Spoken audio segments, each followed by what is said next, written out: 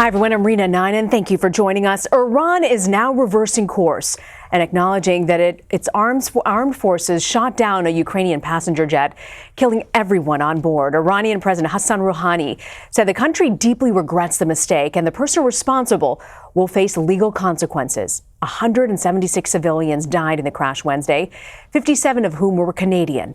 Canada's Prime Minister Justin Trudeau said he spoke to Rouhani on Saturday. Trudeau spoke earlier in Ottawa. This is an extremely serious matter. Canada and the world still have many questions that must be answered. We need full clarity on how such a horrific tragedy could have occurred. Families are seeking justice and accountability, and they deserve closure. But Iran's foreign minister is also trying to put the blame on the U.S. for escalating tensions in the region. Holly Williams reports from Baghdad. Iran's President Hassan Rouhani finally admitted this morning, local time, that his country was responsible for downing the plane. CBS News found scavengers at what is believed to be the crash site yesterday, picking over what's left of this disaster. 2 days after the commercial jet was downed by Iranian missiles and the site cleaned up by Iran's investigators. Iran's Foreign Minister Javad Zarif expressed profound regrets, apologies and condolences, but also seemed to lay part of the blame on the United States, saying the human error came at a time of crisis caused by US adventurism. Iran's military says the plane was mistaken for a hostile target. The missile strikes targeting US forces here in Iraq were a revenge attack after President Trump's decision to assassinate one of Iran's top generals, Qasem Soleimani. He was killed by a drone strike in Baghdad last week. US satellites detected 2 surface-to-air missiles hitting the Boeing 737 just after takeoff, bringing down Ukrainian Airlines Flight 752. This video is believed to show the plane exploding. The wreckage has been moved to Tehran's airport, where Ukrainian investigators have begun to examine them. Iran says it will share the contents of the black boxes. Iran has pleaded guilty, said Ukraine's President Volodymyr Zelensky in a statement, but also demanded that those responsible be brought to justice, payment of compensation and apologies through diplomatic channels.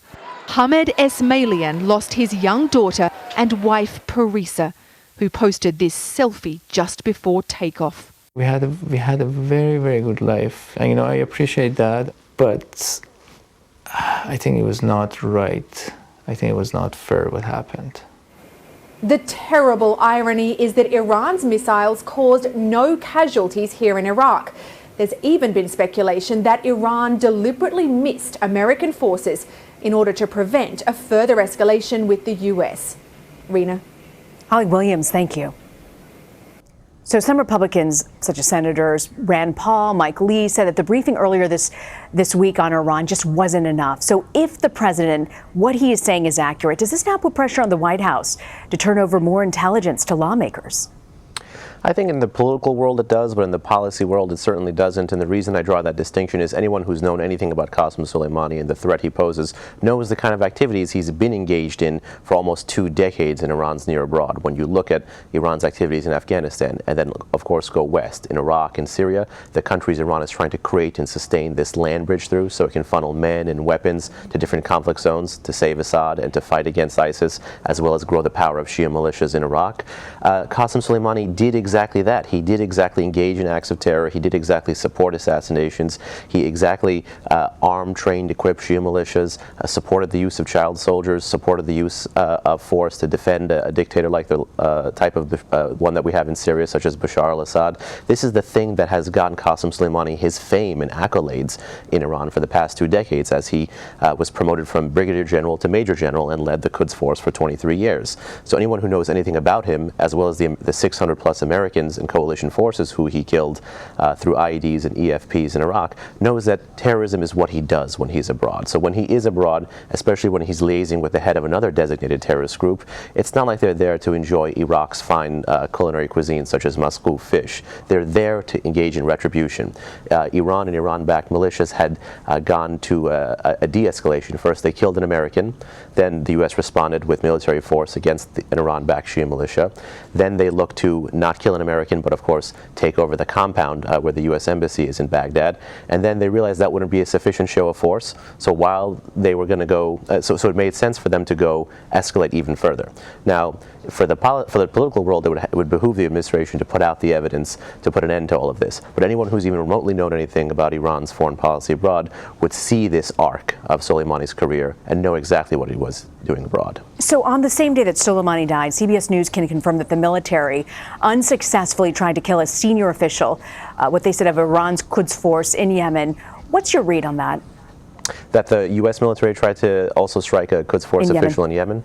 That would make sense to me. Also, it would represent Washington finally understanding and acting on the threat that Iran poses in Yemen, which is Iran has long used the Houthis, which have predated the Iranian campaign in Yemen, as they've been a major force there. They're a nationalist insurgency in that country. Iran has co-opted them, given the war with Saudi Arabia, to make them into something of a proxy. Now, they're not a full-blown proxy yet, so that's why the Quds Force is there, to train, advise, equip. So if the U.S. did this, or even attempted to do this, or is alleged to do this, it would represent a change in Washington's understanding of the conflict in Yemen and a change in Washington's willingness to combat Iran's footprint in Yemen on the ground of that country. Until now, it's mostly been support for interceptions of Iranian weaponry rather than targeting. So if it is true that the U.S. did try to target, that would be a change. Mm-hmm.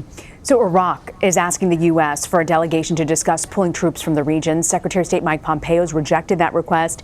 He says there needs to be more of a dialogue. The president has often said that he wants troops to come back home from the Middle East. Where do you see this ultimately landing with the situation of U.S. troops on the ground in Iraq? I'm glad you mentioned Iraq, and we should remember that this is 2020, where the president is an election year. Again, as you mentioned, he's promised to pull troops out of the region. There haven't been that many calls by, I think, senior administration officials to pull troops out of Iraq, partly because they understand that this is really the front lines against Iran, and of course the counter-ISIS mission is still ongoing. Admittedly, it went through a pause because of the escalation with the Iranians. I think the Iraqi government now is looking to be more brazen than ever, particularly the pro-Iran-backed groups in parliament, as well as the rest of the political elites that are more beholden to Tehran than to Washington. And let's not forget here, every time there's a crisis, every time there's an escalation in the region and in the neighborhood, Iran has looked to use that as a predicate to evict American troops from conflict zones. And Khamenei, Iran's supreme leader, as well as other Iranian political officials, have talked about capitalizing on the death of Soleimani to evict America from Iraq. So expect that to be a debate that draws out in 2020, to touch the politics of the election, to touch the politics of Iran, the politics of Iraq, and the policy of who wins Iraqi hearts and minds. Behnam Ben Taleblu, thank you very much for joining us, Behnam. Thank you.